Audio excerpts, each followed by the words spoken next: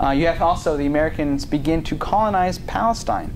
You have this idea of Jewish restorationism. Now it's referred to as Christian Zionism, that every good Christian has a mandate from God to restore the Jews to Palestine because that is an issue in the Second Coming. So we have a fundamentalist Mormon missionary by the name of George Adams, who subsequently changes his name to George Washington Joshua Adams and takes 156 missionaries to settle Palestine at the behest of the State Department. Seward was able to convince the Ottoman Sultan to give them a grant of land in Jaffa, which is in modern-day Palestine. And so you have this marriage of the diplomatic under Seward and the religious under Adams. It creates a potent ideological mix.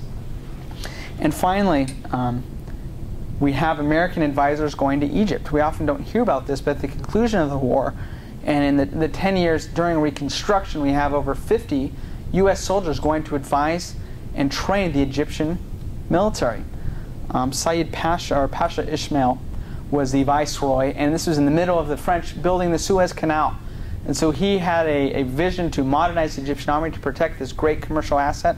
And the U.S., we really weren't involved in investing in the canal. We were hesitant to be colonializers and imperializers in the region, but we did send troops over there. And they had a huge ideological impact, not only in military training, but they established schools. So they train soldiers in the civil religion of ideas of patriotism, discipline, military prowess, and they also train the families, the women and children of military officers. And as a result, we see literacy rates skyrocket during the 1860s and 70s in Egypt because of these American advisors. So we see there's this potent ideological influence through the missionaries, primarily the missionaries, but also kind of the diplomatic and the military. Politically, we have new examples of force posturing. We have a USS Ticonderoga, which is this big steamship.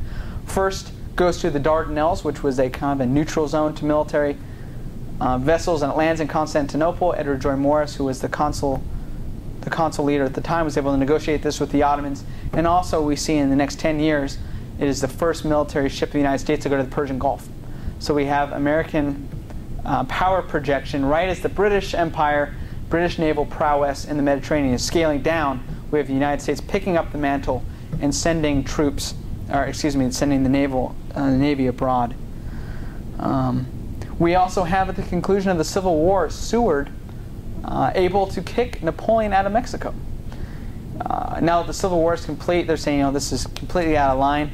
And specifically, there's an interesting interchange in which Seward sends a message to the consul in Alexandria, and he says, tell this to the viceroy, that what the Pasha has done in Mexico at the request of another power, the United States might easily do in Egypt at the request of some friendly power. This is the first time since the Barbary Wars that Seward or the United States State Department is threatening invasion to Egypt. So not only it's this kind of ironic twist of fate, or this irony of our policy, that we're afraid to be imperializers, we're afraid to be involved in the Suez Canal, we're afraid to snatch up territory that from the eroding Ottoman Empire, but we're excited to spread military might through the Navy, and we're almost excited to send troops to Egypt to keep them in line. Which is, I think, it may come across as obscure, but I think it's really interesting in showing this political consolidation as well. It's really inconsistent, and it's a step farther than what we see during the Civil War and before. And then finally, in terms of economic interests, we have a treaty at Cape Spartel in May of 1865. Cape Spartel, they built a lighthouse there. It's right at the Strait of Gibraltar. It's key to economic interests because it helps these ships and vessels in the Atlantic come into port in North Africa. This is the first multilateral international treaty that the United States signs with the other great powers. So it signs it with the Russians, with the British, and with the French, and once again, we see that they're hesitant to be imperialists, but they're not afraid to cooperate with imperial powers to protect commercial interests. Economically, like I mentioned before, we have oil exports to the Middle East.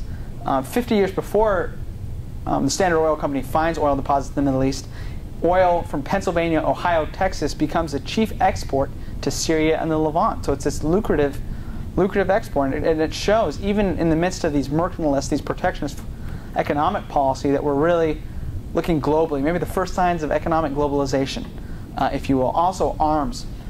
We have the U.S. selling all of its excess arms and older warships to the Turks. As early as 1864, the Turks required buying old Navy warships. We give them the blueprints, but we can't make them because we're still in the middle of the Civil War. But in 1867, we see military, or rather the Naval Secretary, Gordon Wells, offer to sell all these excess ships.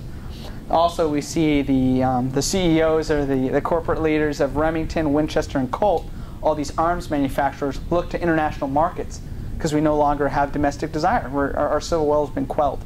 So economically, we have a new boost, and we have this first hint at globalization with petroleum and with arms. How ironic is that? That we were a chief exporter, and now we're the chief importer of oil from the Middle East. And in a lot of ways, we're held captive to that. And so in conclusion, I think that I've hopefully demonstrated that the United States has a complex diplomatic history with the region. Right? U.S. foreign policy with the Middle East does not start in 1965, or 1916, excuse me, or 1945. It starts in 1790 with Ben Franklin and our experience with the Algerians. It starts with the Greek Civil War and diplomatic tension with the Ottomans. And it starts with the Civil War as we start to engage the Ottomans as well. And we see primarily that U.S. foreign policy in the Middle East was by proxy U.S. foreign policy with the great powers. Anything we did within the Ottoman Empire, the Barbary states, or Egypt had a direct impact on Britain and France. Cotton exports, like we talked about, the French, the Egyptians sending a contingent of troops with the French in Mexico.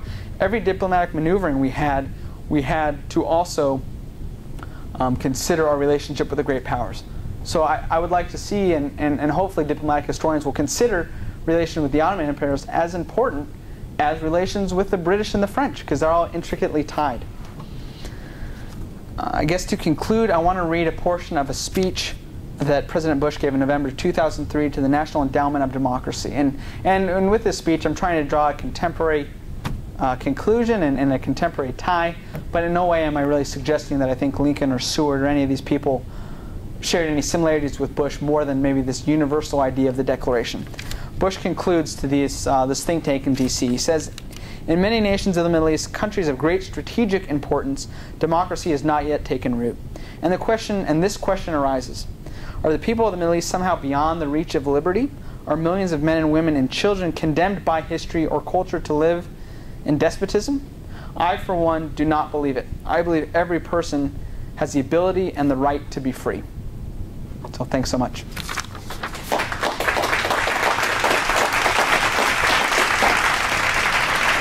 Any questions? Yeah. First of all, thank you very much for such path-breaking research and such interesting ideas that you pulled together in your paper. In your opinion, Austin, what is the most consequential action from this period? You look at the long view of American history, all the way into the post-1945 era. What is the most consequential action in this period that you focused on for the future? Well, thank you very much once again for, I think, a path-breaking piece of scholarship, and we look forward to more of your work in the future. Well, I want to thank this audience, and I want to thank the Michigan Council for Social Studies for partnering with us.